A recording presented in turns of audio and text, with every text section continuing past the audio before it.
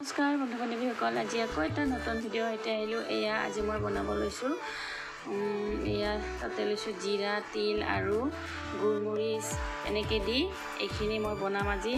নৰসিংহৰ পাত, ভেদাইলতা, চাম কচু, জাৰি বন, মানিমুনি এনেকৈ দি মাছৰ লগত চব্জি। এয়া তাতে দিলোঁ আদা, নহৰু, বিলাহী আৰু এয়া জলকীয়া, পিঁয়াজ, তাৰপিছত এই ভেদাইলতা আৰু নৰসিংহ পাতখিনি জলকীয়া দি ধুনীয়াকৈ এইখিনি পিচি ল'ম।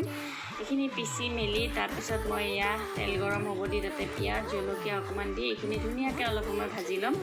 ভাজি মেলি ইয়াতে দিম হালধি আৰু ধুনীয়াকৈ যাতে তেলত দিলে ৰংটো আহে আৰু সেইকাৰণে হালধিখিনি দি ল'লোঁ, নিমখো দিলোঁ। দি মেলি এইখিনি ধুনীয়াকৈ এইখিনি লৰাই দিম অলপ সময়, যাতে নিমখে হালধিয়ে পিঁয়াজে একদম মিল খাই যায় আৰু ধুনীয়াকৈ সিজি আহে পিঁয়াজখিনিও। সেইকাৰণে নিমখটো একেবাৰে মই সোৱাদ অনুযায়ী দিলোঁ, পিছলৈ যাতে আৰু দিবলগীয়া নহয়। তাৰপিছত সেই যে মই মছলাখিনি পিচি থৈ দিছিলোঁ এইখিনিও ধুনীয়াকৈ ইয়াতে দি মেলি এইখিনিও ধুনীয়াকৈ পিচি ল'ম। আৰু ইয়াতে তিল দিয়াৰ কাৰণে খাবলৈ আৰু টেষ্টি হয়। আপোনালোকেও কেতিয়াবা এনেকৈ বনাই খাবচোন তিলেদি। আৰু এইবিলাক শাক মাজে সময়ে খাই থাকিব লাগে, পেটৰ কাৰণেও ভাল আৰু গোটেই শৰীৰৰ কাৰণেও ভাল।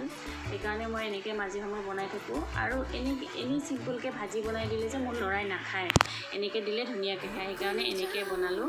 আৰু এয়া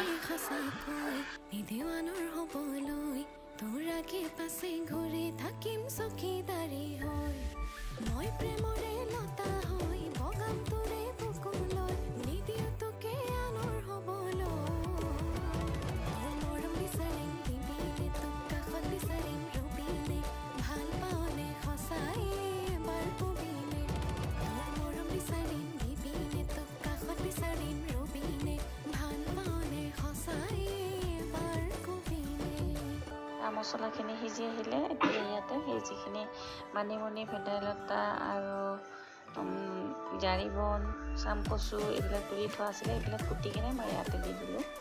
আৰু এয়া আমাৰ এতিয়া এইখিনি অলপ সময় লৰাই দিলে। আৰু এয়া মই চাটনিৰ কাৰণে কেঁচা আলু, মান ধনিয়া, আদা, নহৰু, জলকীয়া দি এইটো এটা চাটনি বনাবৰ কাৰণে ৰেডি কৰি ল'লোঁ। এয়া নহৰু আৰু জলকীয়া দিলোঁ, এনেকৈ এইখিনি চাটনি বনাই ল'ম। আৰু সেনেকুৱা ঘৰৰে এইবিলাকত একো সাৰ দিয়া নাই, ঘৰৰে এইবিলাক খাই বহুত ভাল লাগে।